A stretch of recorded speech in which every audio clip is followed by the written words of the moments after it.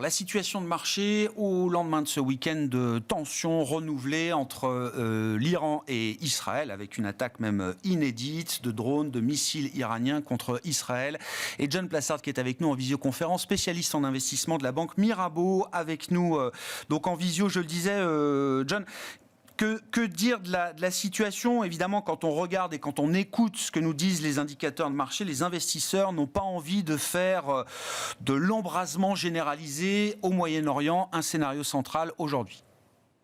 Oui, tout à fait. Je pense que, Grégoire, il faut regarder la réaction des marchés, non pas aujourd'hui, mais ce qui s'est passé la semaine passée. Vous l'avez dit, on était dans une situation où je pense que, sans être un géopoliticien, c'était l'attaque la plus prévisible, puisqu'elle avait été annoncée par le gouvernement israélien, mais aussi par les services de renseignement américains et britanniques, l'attaque la plus attendue, je dirais, de toute l'histoire dans la région. Alors ça, c'est la première des choses. Donc on s'y attendait. Et les mouvements de marché très importants dont vous avez parlé, notamment sur le prix du baril de pétrole, ont eu lieu jusqu'à vendredi après-midi où le baril a fortement progressé avant de baisser sur les attentes de cette attaque.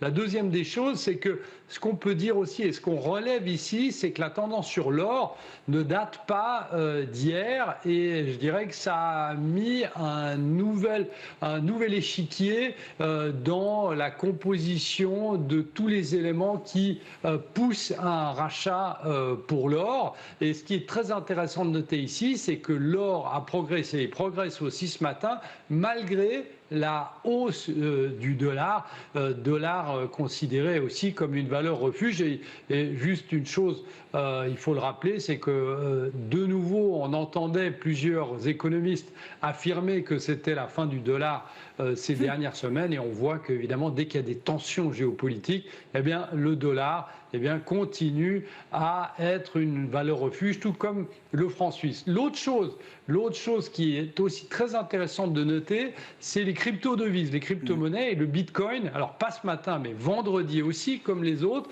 Et on a vu qu'il s'est effondré largement en perdant près de 10% avant de rebondir quelque peu. Et on a vu que le Bitcoin fait office maintenant, lorsqu'on y regarde de plus près, vraiment d'un actif risqué. Alors vous allez me dire, c'est évident, mais il évolue, je dirais, vraiment comme un actif risqué, ce qui n'était pas le cas avant. On ne savait pas vraiment où le catégoriser. C'est un actif risqué. Certains parlaient du Bitcoin comme de l'or numérique même à un moment, John. Exact, tout à fait. On voit que c'est pas le cas.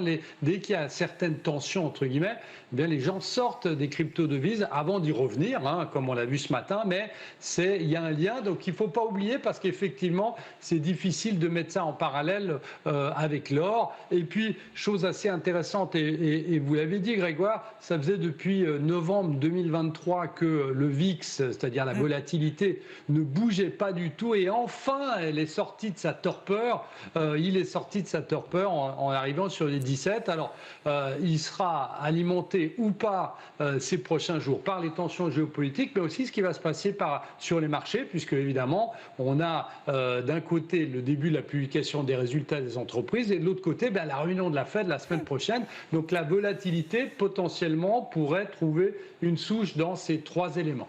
Oui, effectivement. Alors, au-delà du facteur géopolitique qui peut toujours, à la marge, avoir un impact sur les prix des grandes classes d'actifs, si on regarde les fondamentaux de l'économie américaine, la réunion de la Fed, c'est 31 avril, 1er mai. La décision de la Fed sera rendue le 1er mai, John.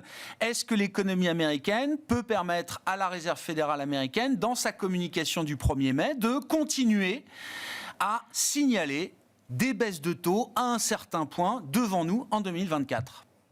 Alors, c'est une question extrêmement compliquée et normalement, elle ne devrait pas l'être. Alors, pourquoi ? Parce que normalement, évidemment, les banques centrales ont une vision, enfin on l'espère, à 6 mois, 12 mois, etc. Donc savent ce qu'elles vont faire. Et là, apparemment, c'est un nouveau paradigme parce qu'ils ne veulent pas répéter les erreurs monumentales qu'elles ont fait en 2022 avec l'inflation transitoire. Donc elles ne veulent pas faire les mêmes erreurs de l'autre côté. Donc on espère qu'on en aura plus. Mais si on regarde les messages, et c'est ça qui est intéressant, si on regarde les messages des membres de la Fed, ce week-end, par exemple, vous avez le président de Minneapolis, Kashkari, qui a dit qu'il ne s'attendait plus à de baisse de taux. Et de l'autre côté, vous avez le président de la Fed de New York, Williams, qui lui dit qu'il s'attend à une première baisse en juin. Donc on voit même là, au travers de la communication des membres de la Fed, qu'on est complètement différent. On regarde aussi qu'on a une adaptation folle, et on en avait déjà parlé ensemble, Grégoire, du consensus aux attentes. On se souvient d'UBS en début d'année qui disait 11 baisses de taux, et là je crois qu'ils en sont plus qu'à 2, donc il y a eu quand même une révision extraordinaire. Et puis ceux qui sont, je crois que c'est Bank of America ou Citi, vous m'excuserez, qui parient toujours sur 5 baisses de 25 points de base, mais évidemment, ils vont baisser les estimations. Alors, ce qui est intéressant de noter, c'est évidemment la fenêtre d'ouverture des baisses, puisque il ne faut pas oublier qu'on est dans une année électorale. Alors, certains économistes vont dire que oui, il n'y a pas de rapport historiquement entre l'année électorale et les banquiers centraux, mais on imagine quand même qu'il y a une certaine pression et que, évidemment, baisser les taux en pleine élection, ça va être un peu compliqué. Donc ce sera ou avant l'été ou durant cet hiver, après novembre. Donc c'est compliqué, c'est très compliqué à ce niveau-là. Et si on se fie fondamentalement aux data, parce que c'est ce qu'ils ont dit, la data dépendance, eh bien on n'oublie pas de dire que les derniers chiffres de mars ont rebondi au niveau de l'inflation aux États-Unis, le CPI, bon, on s'y attendait en début d'année, mais on rebondit plus fortement que le consensus. Et puisqu'on parlait avant de ce qui est en train de se passer en Iran et dans le détroit d'Ormuz, eh bien potentiellement, on peut avoir une inflation sur les prix des transports que regardent de très près la Fed et la Banque centrale européenne, et évidemment le prix de l'énergie. Et si le prix de l'énergie devait continuer à progresser, vous savez, l'effet secondaire de la hausse du prix de l'énergie qui, en fait, se transmet à plusieurs pans de l'économie, dont l'industrie chimique, par exemple, eh bien, on est dans une situation, effectivement, où c'est compliqué. C'est compliqué de trouver cette porte ou fenêtre d'ouverture. Oui, fenêtre de tir serrée, effectivement, pour la Réserve fédérale américaine qui communiquera le 1er mai prochain. On aura encore sans doute quelques discours de banquiers centraux américains d'ici là, dans les prochains jours. John, si on en vient aux banques commerciales, cette fois, avec les premiers résultats publiés en fin de semaine dernière, on a à l'instant les résultats de Goldman Sachs qui sont en train de tomber, mais les investisseurs ont déjà pris connaissance vendredi des résultats de JP Morgan, Citigroup, Wells Fargo. Citi, en termes de réaction de marché, a été la banque dont les résultats ont été le plus salués, on va dire, vendredi. John, à l'inverse, JP Morgan, plus grosse banque américaine, a vu son cours de bourse baisser de plus de 6% vendredi après la publication de ses résultats. Quels enseignements est-ce qu'on peut retirer de cette première salve de publications bancaires ? Alors, je dirais une chose. La première chose, elle est technique. C'est-à-dire que JP Morgan, l'action de JP Morgan était au quasi plus haut historique. Donc, si vous décevez dans les guidance, dans les prévisions, eh bien, je dirais la sanction est très élevée. Et ça, c'est important, je pense, pour aussi, alors même si ce n'est pas du tout le même secteur, mais pour le secteur de la technologie. Et j'imagine que si certaines entreprises, notamment dans l'intelligence artificielle, déçoivent quelque peu sur leur prévision, on pourrait avoir des sanctions très fortes. Alors ça, c'est le premier enseignement technique. Le deuxième enseignement, ce qu'il y a, c'est que le message de ces trois banques vendredi, et je ne connais pas le message de Goldman, mais ce sera certainement la même chose, de dire que l'économie américaine continue d'être forte. Donc ça, c'est important, puisqu'on va avoir la réunion de la Fed, on va avoir les chiffres du premier trimestre qui vont être publiés ces prochaines semaines, et on devrait être au-delà de 2%, donc ça, c'est important.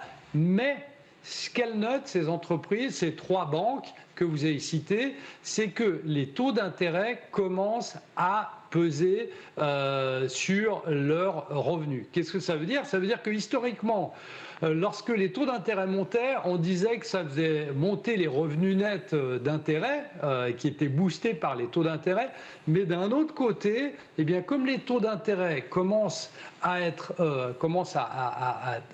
conservés, d'être très élevés, qu'est-ce que ça veut dire ? Ça veut dire que vous avez de plus en plus de consommateurs et d'entreprises qui hésitent à emprunter, et ça, c'est des revenus moindres pour les entreprises. Et ça, c'est un message très important. Pourquoi ? Parce qu'il n'était pas là par le passé, parce qu'on disait que, notamment à travers l'argent qu'avaient mis de côté les Américains durant le Covid et qu'ils n'avaient pas encore totalement utilisé, eh bien, cette consommation était toujours très forte. Mais là, on commence à voir les prémices des impacts négatifs des hausses de taux. Et il faut rappeler quand même une chose, c'est qu'on a eu des hausses de taux extrêmement rapides, beaucoup plus que ces derniers cycles économiques.